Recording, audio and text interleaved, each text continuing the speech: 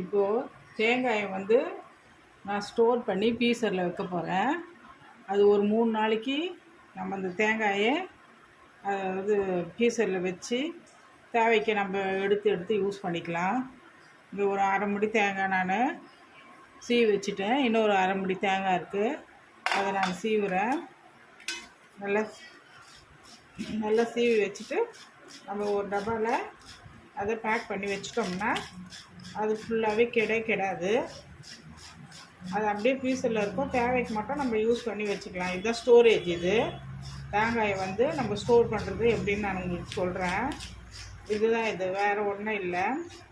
இது வந்து ஒரு பாக்ஸில், ஒரு பிளாஸ்டிக் பாக்ஸோ அது எண்ணெய் பாக்ஸோ உங்களுக்கு எண்ணெய் இருக்கோ அதை வந்து போட்டு ஒரு பீசரில் நீங்கள் வச்சிட்டோம்னா அது எதுவும் நம்ம டிஷ் எதனா செய்யணும் இல்லையா, குழம்போ பொரியலோ கூட்டு எதனா செய்கிறதுக்கு முன்னாடி நம்ம பீசர்லேருந்து ஒரு 5 நிமிஷத்துக்கு முன்னாடி அதை எடுத்து வச்சிடணும். தேங்காயை எடுத்து வச்சுட்டு அதுக்கப்புறம் யூஸ் பண்ணலாம்.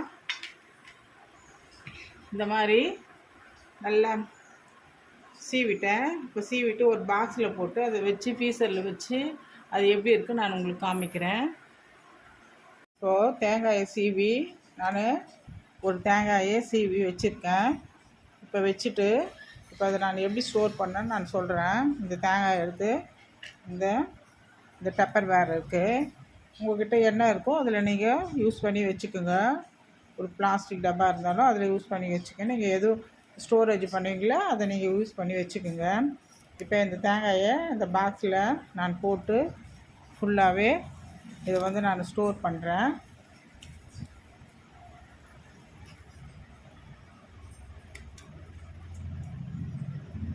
இதை ஸ்டோர் பண்ணி ஃப்ரீசரில் வச்சுக்க வேண்டியதுதான்.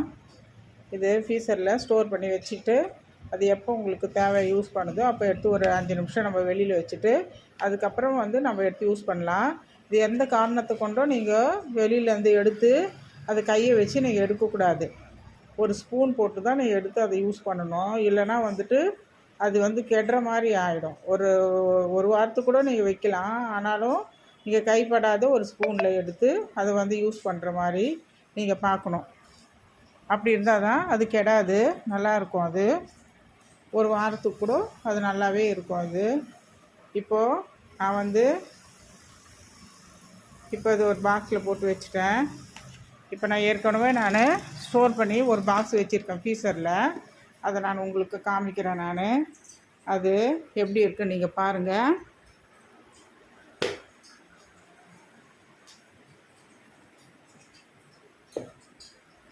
அது ஃப்ரீசரில் நான் ஃப்ரிட்ஜை ஓப்பன் பண்ணிவிட்டு நான் ஃப்ரீசரில் எப்படி இருக்குன்னு நான் காமிக்கிறேன்.